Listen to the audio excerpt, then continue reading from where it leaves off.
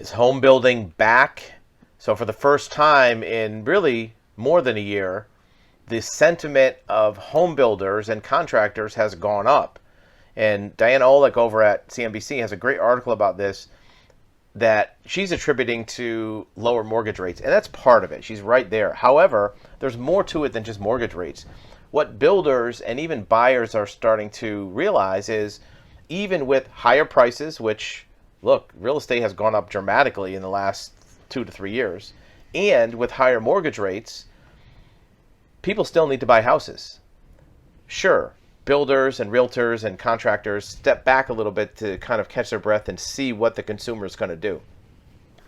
First thing that we realize is prices aren't going to go up much more, right? Real estate prices peaked.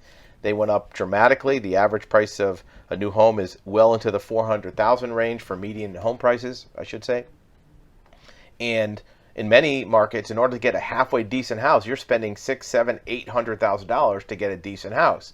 When mortgage rates were 2 or 3%, that was expensive, but still doable because you had a payment of maybe $2 or $3 grand, $3,500.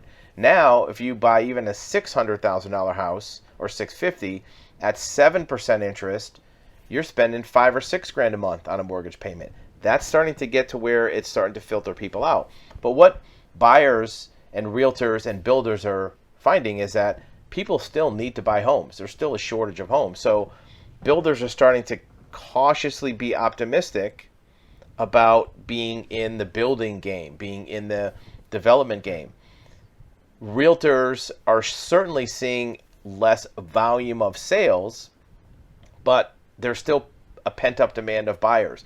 As soon as buyers start to catch their breath and see, look, the market's not crashing, the sky's not falling, prices aren't collapsing, then they're starting to be a little bit more optimistic about buying a house. We'll do another video a little bit later about how a 10% reduction in real estate home prices is expected.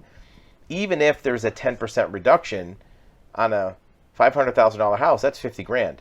That's not going to change the mortgage payment that much. That's really just a correction of exuberance, right? It's not going to crash prices down to 2018 levels or 17 levels. It's going to just take the little sharp edge off of crazy prices and put them back at least a little bit in reality. The other thing you have to remember is for prices to crash, you have to have two willing partners. The buyer, who doesn't want to pay too much, but also the seller has to agree to it. Until sellers agree to slashing prices, prices aren't going to go down. And most sellers aren't in a position where they have to crash a price. They have a low interest rate mortgage. They bought when it was cheap. They have equity. They could Airbnb it if they need to. So they're not going to crash. Now that buyers are starting to see that the prices aren't collapsing, they're stepping back into the market, and home builders are stepping back into the market. As a contractor, let us know what you think. What do you see for prices in your area? Is it a stalemate where buyers aren't wanting to buy, but sellers aren't wanting to blow out their homes either and discount their homes? How is that affecting builders in terms of building spec homes or doing major construction of subdivisions?